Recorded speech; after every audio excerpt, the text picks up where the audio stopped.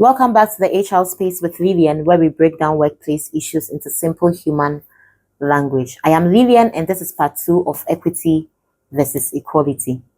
In part 1, we covered the core concepts. Equality treats everyone the same. Equity treats everyone fairly by recognizing different needs. Today, we are getting practical. I'm going to show you what equity looks like in a real Ghanaian workplace, both when it works well and when it fails completely. And I'm going to give you a concrete steps you can take, whether you are a manager, an employee, or an HR professional. Let's get started. Let me start by showing you what equity looks like when it's done well. Disability and workplace access. Imagine your office is on the 3rd floor.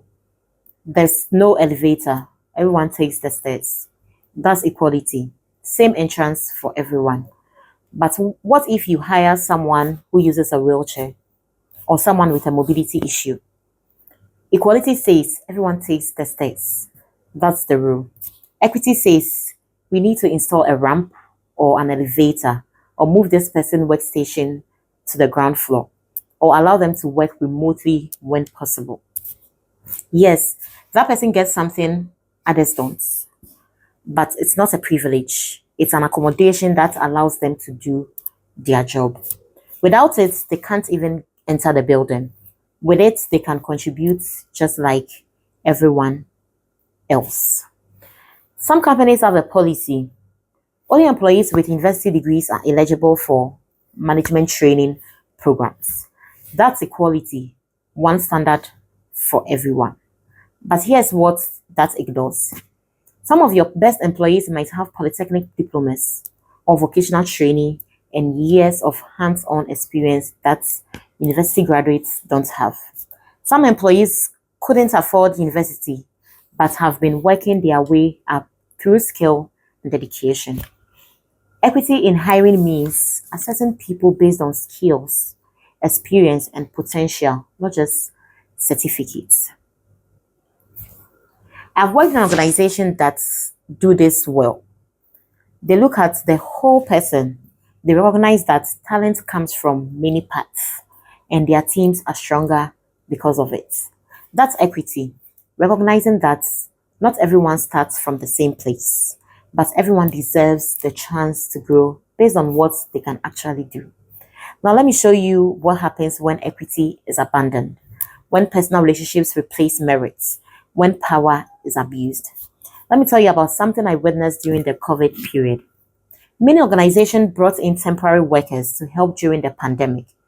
And at one company, they hired COVID support staff. When a permanent position opened up at one of their branches, there was an experienced employee who had been there for years. Everyone expected she would get the role. She'd earn it through her work, her knowledge of the systems, her dedication. But the manager gave the position to one of the COVID helpers instead. Why? Because they had a personal relationship. The experienced employee was displaced, and eventually she lost her job entirely. The company lost someone with years of experience and institutional knowledge. Not because she wasn't qualified, not because she did anything wrong, but because someone in power used that power to favor a personal connection over merits. That's not equity, that's favoritism. And here's what it cost. For the employee, she lost her livelihood. Years of loyalty meant nothing. For other employees, they watched it happen. They saw that hard work doesn't matter. Connections do. Trust in leadership collapsed. For the organization, they lost institutional knowledge. They damaged their culture. They sent a message. We don't value merit. We value who you know. That's what happens when equity dies. When personal relationships determine who gets opportunities, when it's not about what you can do, but who is willing to fight for you behind closed doors. When fairness is replaced by favoritism, Good people lose and the organization lose with them. Now I want to address some of the pushbacks this concept gets because these are real concerns and they deserve honest answers. Isn't equity just special treatment? One may ask. No. Special treatment is giving someone an advantage they don't need just because you like them or they are connected. That's what happens in the COVID story I just told you. Equity is removing barriers that prevent someone from doing their job well. It's giving people what they need to succeed, not what they want, but what they need. If someone needs flexible hours to manage a family responsibility and they still deliver excellent work, that's not special treatment. That's smart management. If someone needs a ramp to access the building, that's not a favor. That's basic inclusion. Where do we draw the line? Everyone will start asking for exceptions.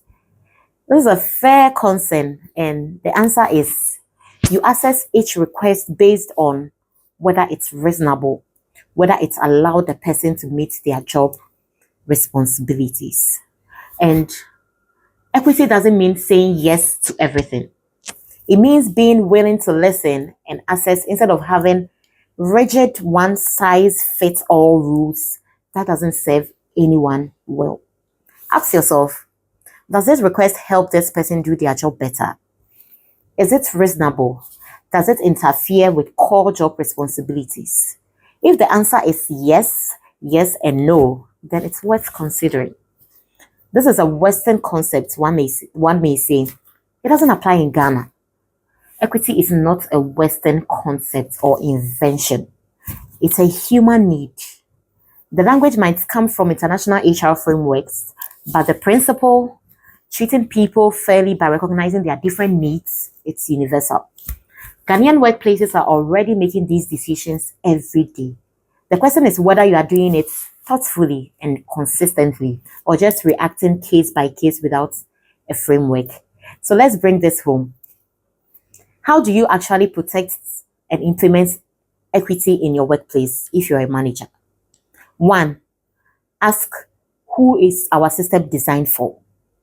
Most workplace policies were designed with a default employee in mind, usually someone without caregiving responsibilities, without disabilities, with certain educational credentials, able to work traditional hours. Ask yourself, who does our current system advantage and who does it disadvantage? 2. Listen to employees. The people who are struggling to succeed in your current system will tell you what barriers they are facing if you create space to listen. When someone asks for an accommodation or adjustment, don't dismiss it. Assess it fairly. And 3, separate core requirements from how we have always done it. Some things are truly essential to your job, but some things are just tradition. Equity asks, is this actually necessary or is it just familiar? 4, make decisions based on merits and not relationships. This is critical. When you are hiring or promoting, ask yourself, am I choosing this person because they are the best fits or because I have a relationship with them? If it's the latter stop, you are about to destroy equity and lose good people. If you're an employee, know that it's okay to ask for what you need. If you have a legitimate need that would help you do your job better, flexible hours, a different workplace stage setup, adjusted communication styles, you need to ask and you have the right to ask. You are not asking for special treatments. You are asking for what you need to succeed. And also frame your request clearly.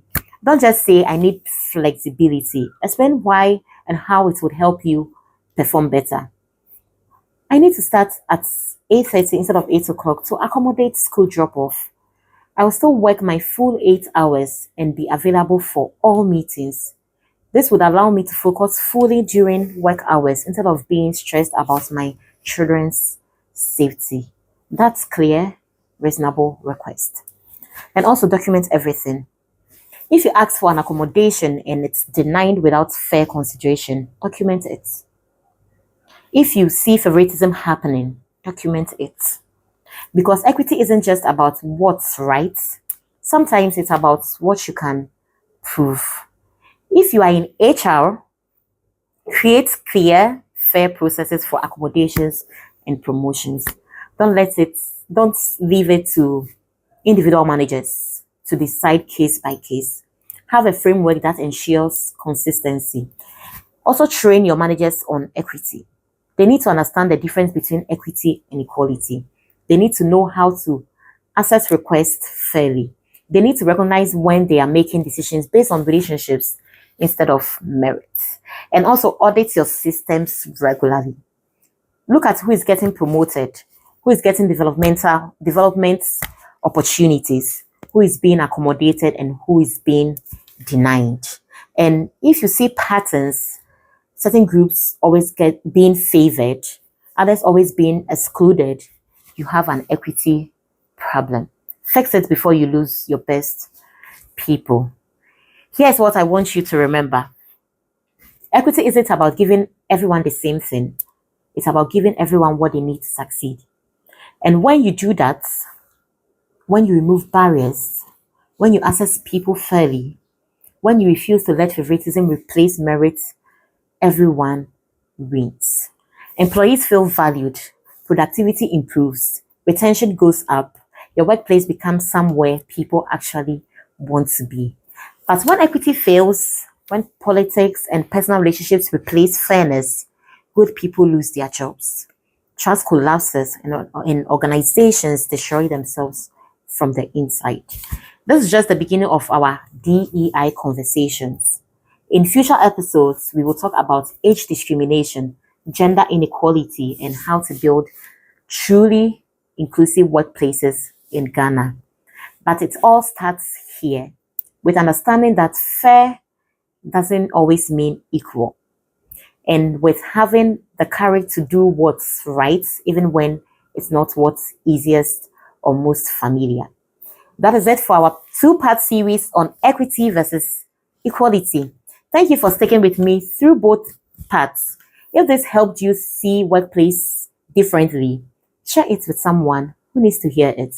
And if you have questions or examples from your own experience, drop them in the comments or send me a message. And always remember, HR isn't just about policies, it's about people. And people deserve fairness, dignity, and the tools they need to succeed. I will see you in the next episode of the HR Space with Lilian. Don't forget to subscribe, share, and like with your friends. Bye-bye.